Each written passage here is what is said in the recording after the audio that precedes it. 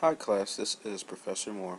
I wanted to make sure to send a video out about writing the literature review because I realized that there may be some confusion that can't be addressed in email or in text, so I thought I'd explain this to you. So, what you're doing is writing a miniature literature review, which is different than a review of literature.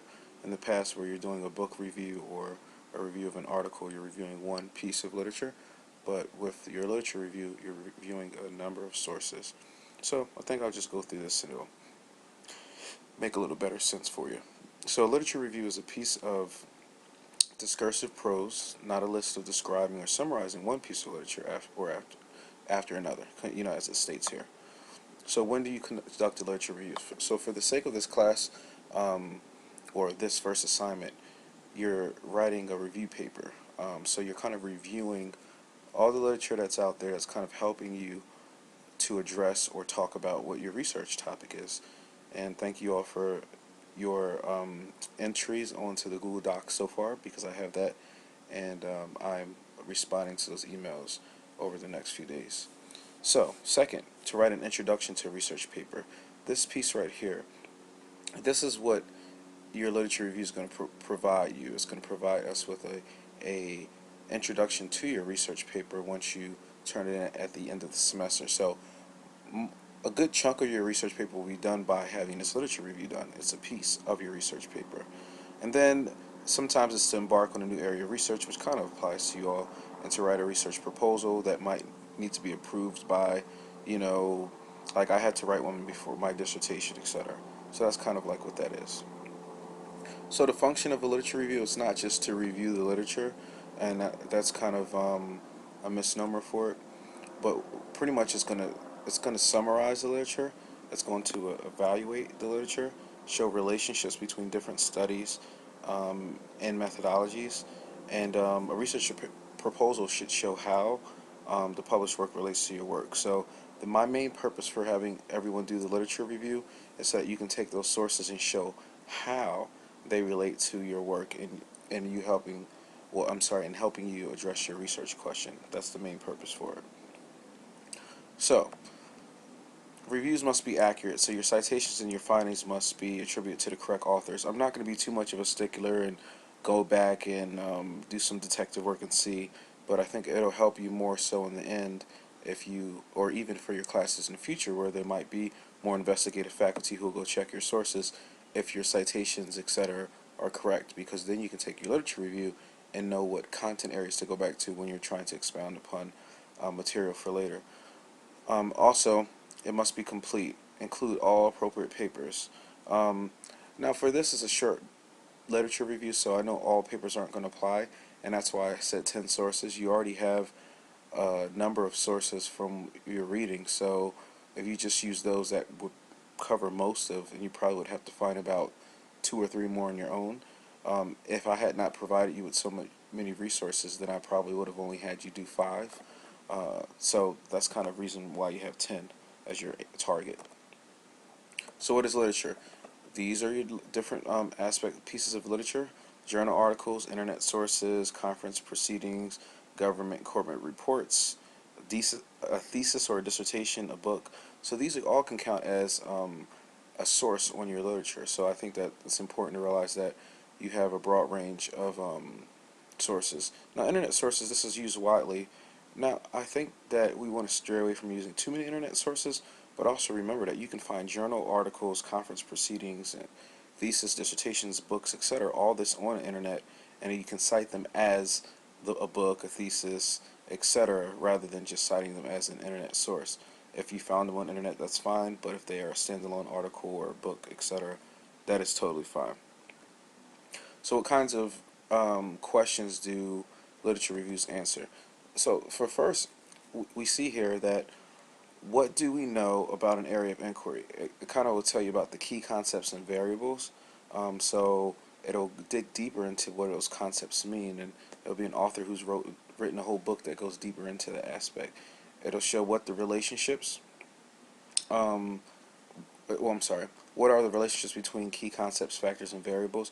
I think that if we're looking at something like low test scores, right? That's a concept.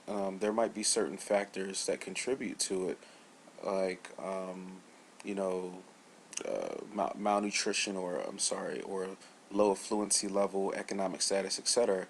Then those aspects become variables that you can then discuss to help you understand when this is present, like a lower socioeconomic status. This can help me understand this issue, etc. So they talk about the relationship. So what you're doing when you're going through the literature is you might find that a few authors talk about those same variables or factors that kind of, talk about that key concept. If a few authors are talking about um, you know uh, poverty having something to do, or gender having something to do with low test scores, then that's a emerging factor or a variable that you want to look at because it's common in the literature. Um, and then it also talks about the current theories. The the This is perhaps the most important aspect of a literature review because you want to be current. You want to make sure that you are not you're doing worthwhile research, or it's kind of like pointless to do something that hasn't gone into the current theories and taken that and expounded upon that. So it says, what do literature reviews answer? It says, what are the inconsistencies and other shortcomings? So a literature review, you can be critical about this. Whatever your literature you see, if you don't see enough, you can say that in your literature review and say, this is the literature I found. I did not see much more beyond blah, blah, blah, blah. Kind of speak to it. I'm going to also attach a few examples for you to kind of see how people go and flow with writing their literature review. Sometimes with me, I don't like providing examples because makes people feel like they have to reach that bar, or they can only shape their paper after that. But I think for the sake of not having everyone confused, I'll send one. So then it says, what needs further testing because evidence is lacking and not inconclusive. So your literature review, even your whole study for that matter, can basically say uh, there is more that needs to be done in this area. And no one should ever expect to answer everything with their literature review or their research because everything is limited. You cannot have a study, or especially not a literature review, that covers all. The last few points: what designs or methods are faulty, as we kind of discussed.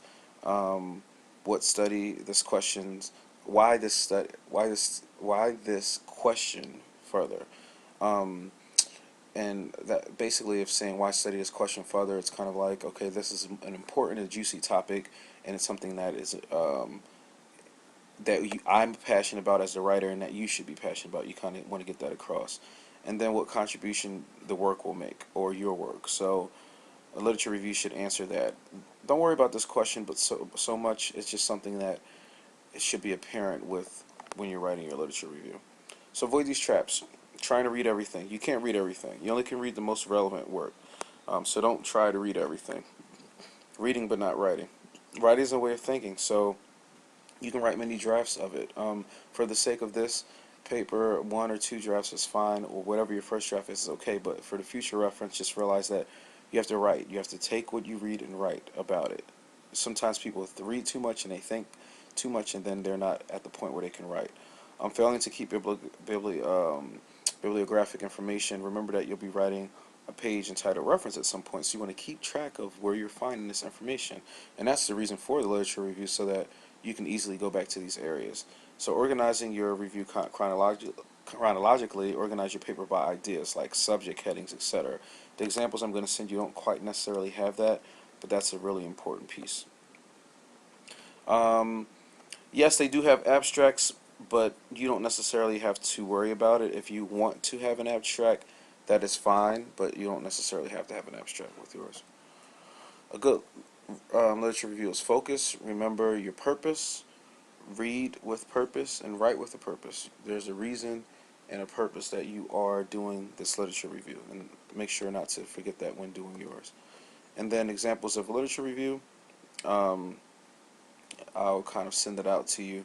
This is kind of an outline of what someone, you know, has, and you guys can see right there how it kind of goes through a forecast, design. So just kind of, we'll skip over this for sake of time. I have to make this video short.